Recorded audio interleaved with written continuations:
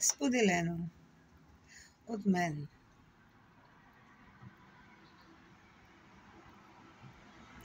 Не ми действате вече, недоброжелатели мои.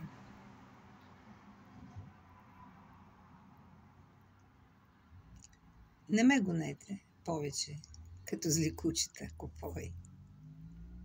Не съм от вашия сой.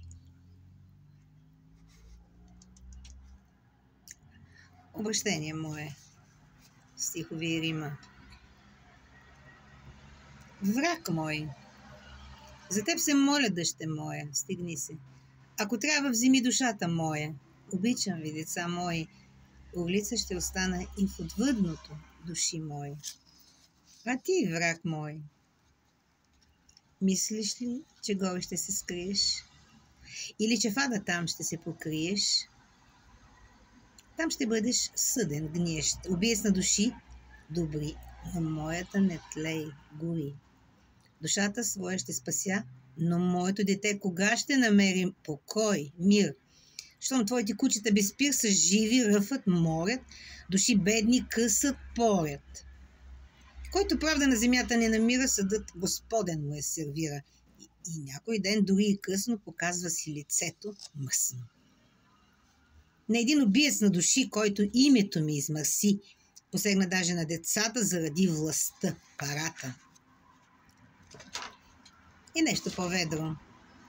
Зайченцето бяло в гората играло, с морковче малко, но станало жалко, не се въздържало и морков изяло. Само останало и сладко заспало, сън сънувало, че морков станало. Колко си красива, шапче се моя. Кръшна съм удива душата моя, за теб нощем стене, в сън ти покривам, за тебе умирам, лунна, красива. Роса сутрин пила, моя си мила. При мен остани реалност, бъди. Горичка полянка, една пепелянка, се движила гордо и с песен бодро до нея потрофал на 5 стар козел.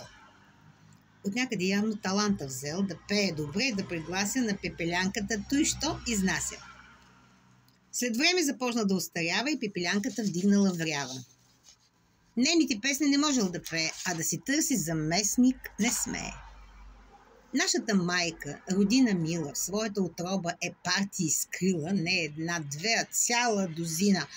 Не за един или 4, а цял вагон лакоми, пригладнели за чуждо имани, освирепели. Отечество мое, мило, прекрасно, с гори и поляни, с небе ясно, с ручи пенливи и песни звънливи, на бели жетварки с скърпи ярки, с песни, които ниви огласят, а вечер се тъкмят, зад лъки гласят. Отечество мое, красиво, прекрасно, припускам с кон шарколия, бясно в дума да се върна и да прегърна Либия и стара майка горкана. След това нека хвана Балкана. Миришеш на пепел, розово, бяла, тъй апетитна си. Няма измама, че твоите гърди вече приливат, с коремчето твое мила се сливат. Така те харесвам, поглъщам те цяла и дрехи разкъсвам, а ти прибледняла. Защо не приемаш секса, мила? Защо не приемаш секса така? Ела, притесни се в мен, впий се, така.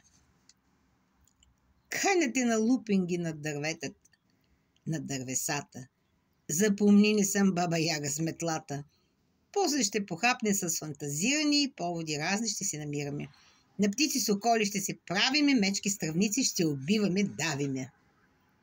Сълзи птици, дъждовете измиват. Ръждясали колосите покриват, надежда гиздава подлодява, студено слънце сняг жарава, усмивка порязана следи от целувка, секс сладоледен кючек и приструвка, ногти лакирани с ацетон третирани. Ще взема чашата твоя с вино. Вече разбрали поезията ни, Нино? Не спирай. Душата стене от болка изтързана и цялата за тебе закопняла, потъвам сладост онемяла. Около теб ръцете миляни оплитат тялото в нощта. В теб и в мен душите ни омайни се сливат и потъват тъй сияйни. Люби ме нежно и красиво, люби ме страстно, диво. Сълзите моите изтри и сочни устни в моите впи. Гласът ти нежен ме залива, в мене трепет, болка дива.